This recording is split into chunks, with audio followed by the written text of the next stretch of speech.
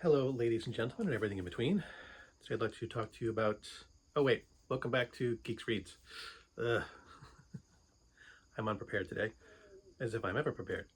Today I want to talk about the novel *The Color of Magic* by Terry Pratchett, an image of which you will see here. This is the first book in the Discworld series, much beloved by many people. I had never read it before, so since so many people said it was awesome, I decided to read it. I did know something about the series before reading it. What I knew about it was the basics. Discworld is a flat Earth, a flat world, the shape of a disc, carried on the back of 4 giant elephants, who in turn are riding on the back of a giant turtle named Atuin. I don't know the names of the elephants, although they do have names and they are mentioned. The principal character of at least the first few books in the series is Rincewind. Terry Pratchett, in writing these books, basically wanted to throw the fantasy world on its head. Most fantasy books at the time, the main character in sword and sorcery books was a sword wielder. You know, there was the history of swashbuckling, and Conan the Barbarian, and Kroll the Conqueror, and Solomon Kane, all those books, the books that started the sword and sorcery genre. And I mean, even The Lord of the Rings and the Chronicles of Narnia, the primary characters tend to be warriors. There may be wizards involved, but the primary characters are warriors, and they're usually fairly competent. Even the hobbits learn to become competent. They're not complete morons. They're just naive and unexperienced. So Terry Pratchett wanted to throw all that in his head. His main character is a wizard. He is weak. He is lazy.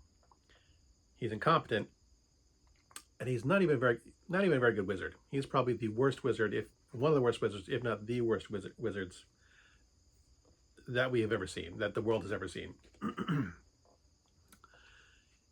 He is from the city of Ankh-Morpork, which is the biggest city in Discworld. And it's just there's just so much that he's done to throw the world on its head, throw the fantasy worlds on their head. Wizards are overly bureaucratic. There's the same dry, tongue-in-cheek humor that you find in a lot of British comedy. And the characters can be a lot of fun. There are nods to other fantasy works. There's one of the characters' name is the Weasel, and he has the thief and a barbarian companion, which is a nod to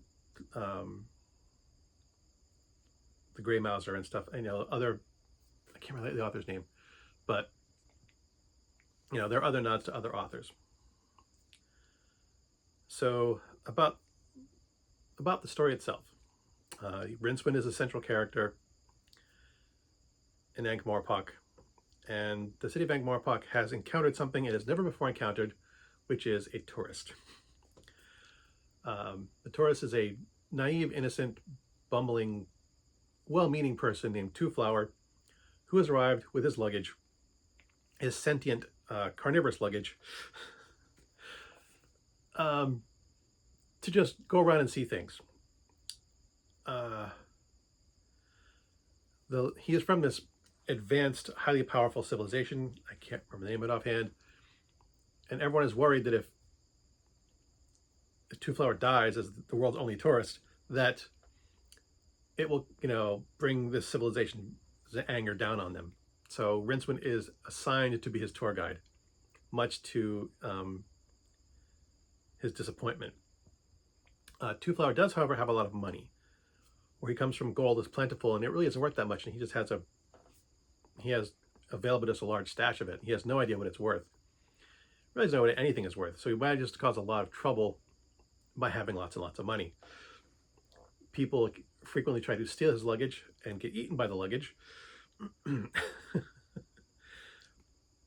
luggage is made from some rare, extremely powerful magical wood, which makes it virtually indestructible, and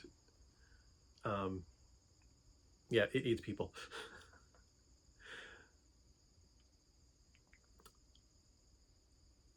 And they go on adventure. They go on various misadventures because of Rincewind's incompetence and laziness, and because of Two Flower's innocence and enthusiasm.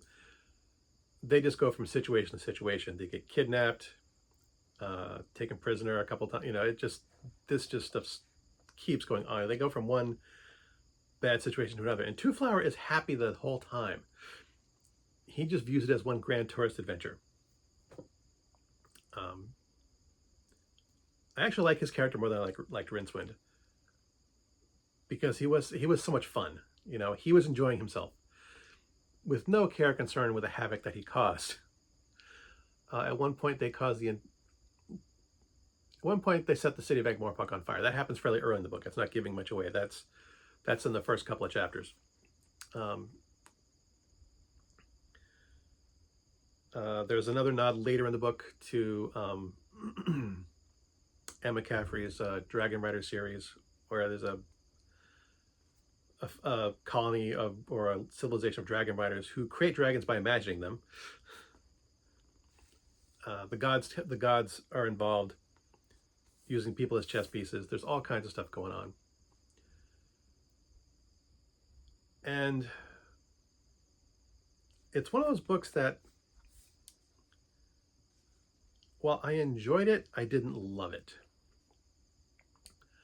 I think if I had read this book, this is one of those books where I think if I had read it when it first came out, when was this book made? I should have looked that up.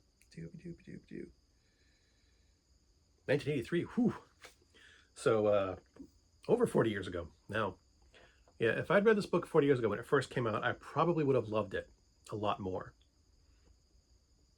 I do enjoy that dry British sense of humor.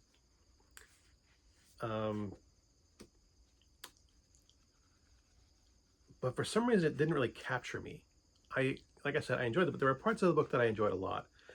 And there were other books that were I was just completely disinterested. It's like, this is, and for people to have talked about this book for so long, this author for so long, about how awesome his stuff is.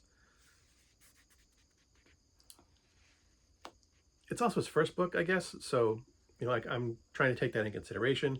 I'm also 40 years older than I was when this book came out. My tastes have changed a bit. I'm becoming more analytical about what I read than I was a while ago. I'm becoming more critical of the books that I read. So I did enjoy the book, but at this point, I'm not going to put him up there with one of my favorite authors. I have read some other books in the series. I will wait to give you my further opinion when I make reviews of those. It's also one of the books I feel bad about not giving a glowing review, considering that other people love this stuff. So I'm gonna have to give it like a B+.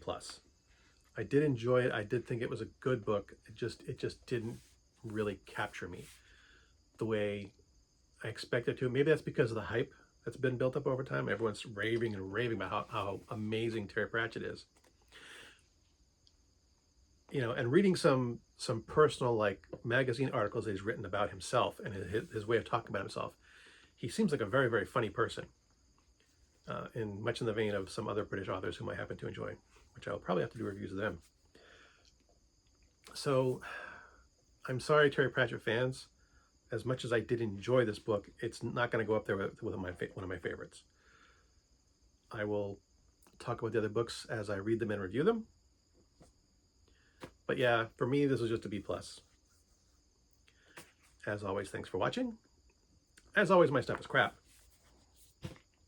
And until next time, good hunting.